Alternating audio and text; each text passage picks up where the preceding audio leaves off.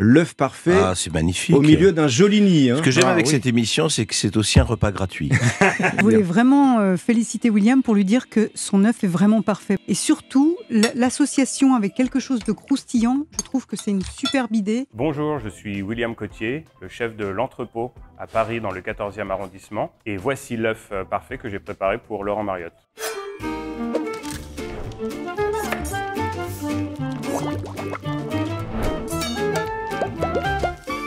Donc première étape, je vais faire bouillir de l'eau salée pour faire cuire les petits pois et les asperges sauvages. Là, je viens de mettre les asperges, donc pas plus de 2 minutes, il faut être assez vif, il faut plutôt bien les surveiller, vous pouvez mettre un petit chronomètre. Là on les a mis dans l'eau glacée pour que le verre ne bouge pas après les avoir blanchis.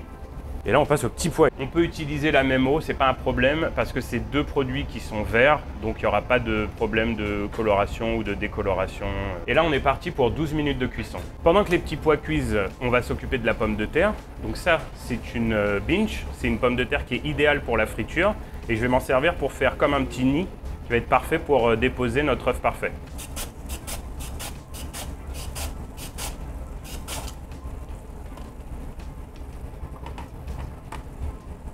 Donc là, on récupère tous les petits morceaux de pommes de terre qui ressemblent un peu à de la paille.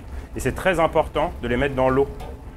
Ça va permettre à l'amidon de se décoller de la pomme de terre. Ça va lui donner un aspect plus croustillant et éviter qu'elle brûle trop rapidement et qu'elle devienne noire trop facilement. Maintenant, on va passer à la friture des pommes de terre. On fait ça dans une casserole rempli d'huile, soit si vous avez de l'huile de friture ou alors de l'huile de tournesol classique, ça peut le faire aussi.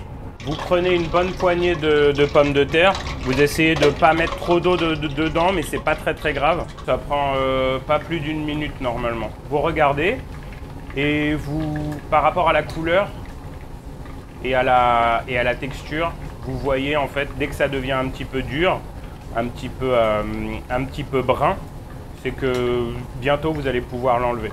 On essaye de pas trop attendre pour saler, sinon le sel va pas trop coller sur le nid. On sale pas trop fort.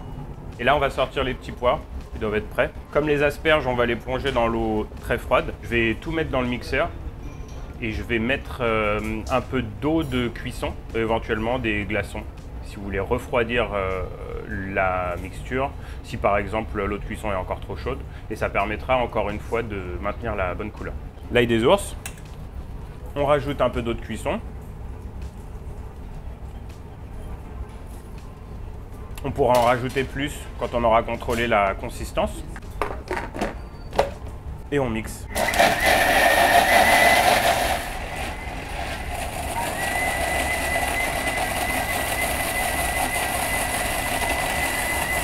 On passe le coulis au chinois. Si jamais vous avez une consistance qui est un petit peu trop liquide, que vous avez rajouté trop de bouillon, soit vous remettez un peu de petits pois, qui va donner un peu de consistance, soit il y a une petite technique, c'est de mettre, si vous en avez une sous la main, un peu de pomme de terre qui est cuite. Ça va redonner un petit peu de corps, un peu de consistance au coulis. Là, on va assaisonner les asperges sauvages, un petit peu d'huile d'olive, très simple, un filet de citron, une pincée de sel, de la fleur de sel.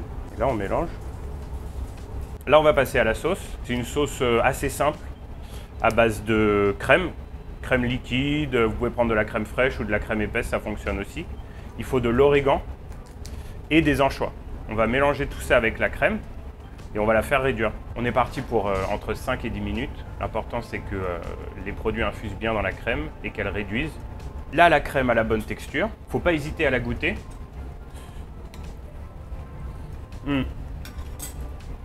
Voilà, il y a l'origan, il y a le côté salé des anchois. Et maintenant, on va la passer au chinois pour récupérer juste la crème et éviter qu'il y ait des petits morceaux d'herbe qui ne sont pas très agréables sous la dent.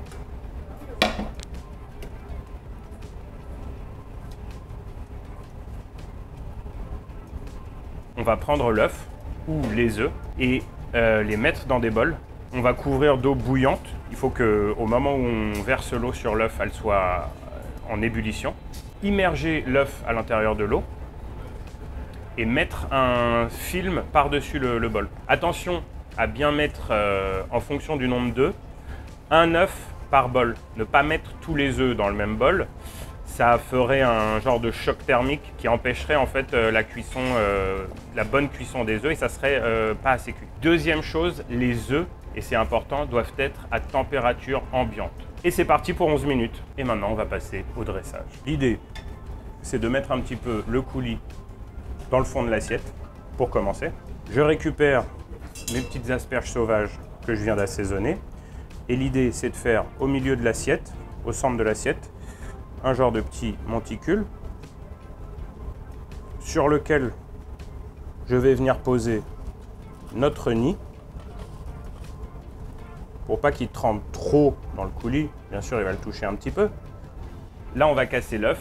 C'est important de le casser d'abord dans un bol, comme ça, tous les petits morceaux de blanc qui n'ont pas trop cuit, ça arrive parfois, mais c'est pas très problématique. Vous pouvez les laisser dans le bol et juste récupérer l'œuf en lui-même. Vous le récupérez avec vos mains.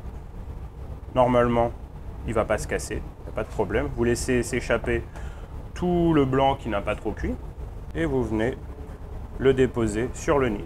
Vous rajoutez votre sauce origan anchois et puis vous pouvez rajouter quelques petites herbes et c'est prêt.